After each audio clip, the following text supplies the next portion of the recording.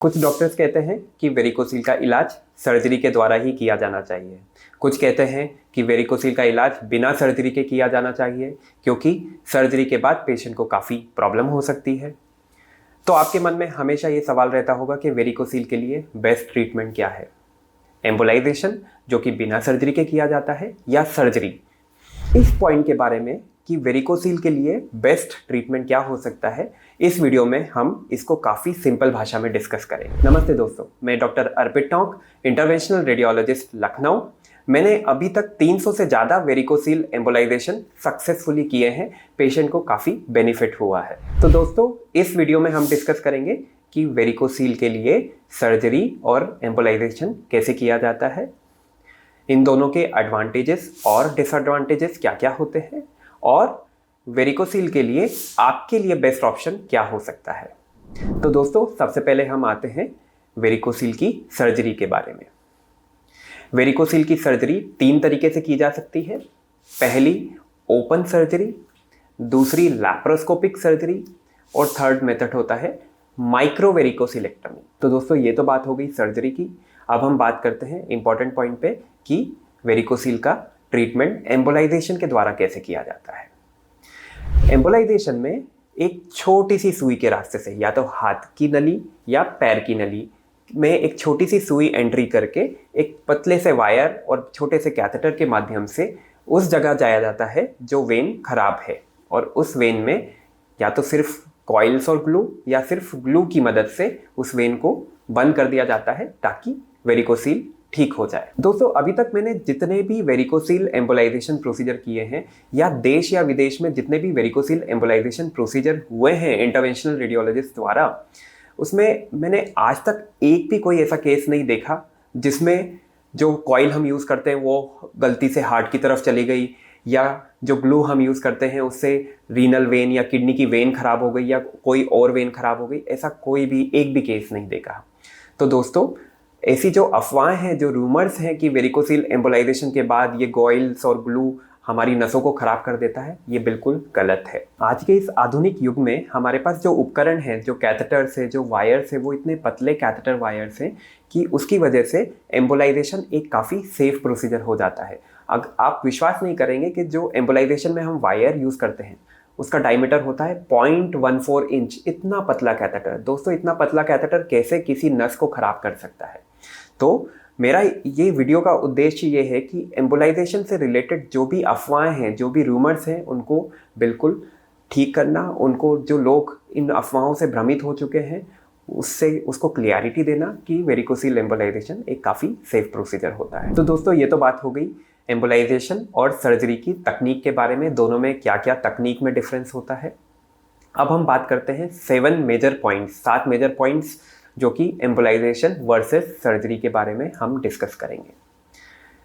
ये पॉइंट्स आपको हेल्प करेगा डिसाइड करने के लिए कि आपके लिए बेटर ऑप्शन क्या हो सकता है। सबसे पहला पॉइंट, एम्बोलाइजेशन में कोई अनेस्थीसिया नहीं दिया जाता। मतलब ये एक पेन फ्री प्रोसीजर होता है। ये इतना कंफर्टेबल होता है पेशेंट के लिए कि इसको हम बिना अनेस्थीसिया के करते हैं। पेशेंट प्रोसीजर के दौरान पूरा जगा हुआ रहता है, उसको सुलाने की ज़रूरत नहीं पड़ती क्योंकि ये पेन फ्री प्रोसीजर है। उल्टा हम बात करें अगर सर्जरी में, तो सर्जरी में अनेस्थीसिया की ज़रूरत पड़ती है क्योंकि ये एक पेनफुल प्रोसीजर है। तो अगर एम्बोलाइजेशन की बात करें तो नो अनेस्थीसिया, सर्जरी की बात करें तो उसमें अनेस्थीसिया देना पड़ता है। तो ऐसे लोग, ऐसे पेशेंट जो एनेस्थीसिया से डरते हैं, उनके लिए एम्बोलाइजेशन बेटर ऑप्शन हो सकता है।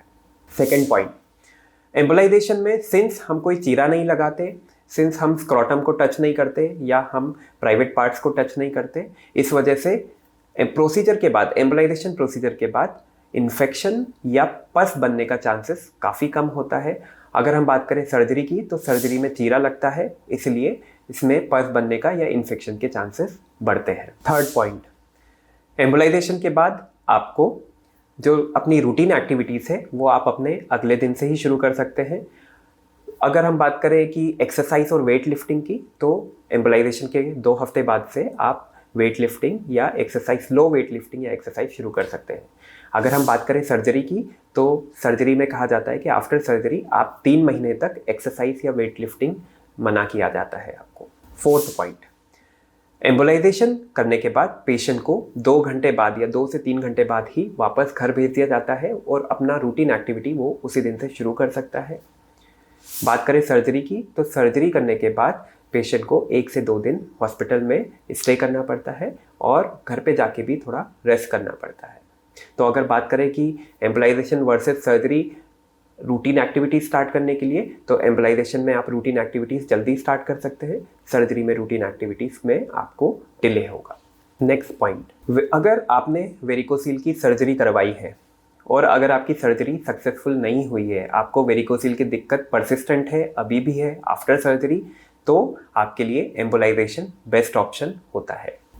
नेक्स्ट पॉइंट, वेरिकोसील एम्बोलाइजेशन में चूंकि कोई चीरा नहीं लगा है तो भविष्य में वेरिकोसील का कोई निशान नहीं दिखेगा आपको, और चूंकि कोई निशान नहीं दिखेगा तो आपको पता भी नहीं चलेगा कि वेरिकोसील का कोई प्रोसीजर हुआ था। इसलिए ये बात इंपॉर्टेंट होती है आर्मी पीपल में, जो आर्मी में मेडिकल फिटनेस टेस्ट देते हैं एंट्री के लिए, उनके लिए अगर उनमें वेरिकोसील पाया जाता है तो उनको रिजेक्ट कर दिया जाता है। तो ऐसे लोग जिनमें जो आर्मी में जाना चाहते हैं उनको मेडिकल फिटनेस टेस्ट के लिए पास करना होता है, उनके लिए एम्बोलाइजेशन बेटर ऑप्शन होता है। क्यों? क्योंकि एम्बोलाइजेशन के बाद कोई टाका या चीरा नहीं लगता, इस वजह से कोई निशान नहीं रहता, तो मेडिकल फिटनेस टेस्ट में आप इजीली पास हो जाते हैं। अगर हम बात करें सर्जरी की, तो सर्जरी में एक चीरा लगता है, चीरे की वजह से वहाँ पे निशान रहता है और ये निशान मेडिकल फिटनेस टेस्ट में आपको रिजेक्शन का एक कारण बन सकता है। नेक्स्ट पॉइंट, वेरिकोसील की सर्जरी के बाद कभी कभी ऐसा होता है कि सर्जरी में गलती से वेन को लाइगेट करने के बजाय आर्टरी को बांध दिया जाता है, जो टेस्टिस को सप्लाई करने वाली आर्टरी होती है उसको लाइगेट कर दिया जाता है, जिस वजह से टेस्टिस की ब्लड सप्लाई बंद हो जाती है और इसी वजह से टेस्टिस में नुकसान पहुंचता है। पर अगर हम बात करें एम्बोलाइजेशन की, तो वेरिकोसील एम्बोलाइजेशन में आर्टरी को हम टच नहीं करते, वेन के अंदर जाते हैं, तो इसमें आर्टरी को नुकसान पहुंचाना बिल्कुल ना के बराबर होता है। तो दोस्तों, इस वीडियो से मेरा ये उद्देश्य नहीं था कि आप सर्जरी मत करवाइए, पर मेरा ये उद्देश्य था कि एम्बोलाइजेशन से रिलेटेड जो अफवाहें हैं, जो र्यूमर्स हैं, जो काफ़ी वीडियोस मैंने देखे हैं जिसमें फैलाए गए हैं, उन र्यूमर्स और अफवाहों को क्लियर करना था। एम्बोलाइजेशन एक काफ़ी सेफ प्रोसीजर है। वेरिकोसील एम्बोलाइजेशन के बारे में कुछ और भी आपको समझना है, कुछ और जानकारी लेना है, तो मैंने वेरिकोसील एम्बोलाइजेशन के काफ़ी वीडियोस बनाए हैं, आप ये लिंक क्लिक करके उनको देख सकते हैं। कुछ फ्यूचर में एम्बोलाइजेशन से रिलेटेड और भी वीडियोस आप देखना चाहते हैं और जानकारी लेना चाहते हैं, तो चैनल को सब्सक्राइब कर लीजिए ताकि ऐसी इंपॉर्टेंट इन्फॉर्मेशन आपको मिलती रहे।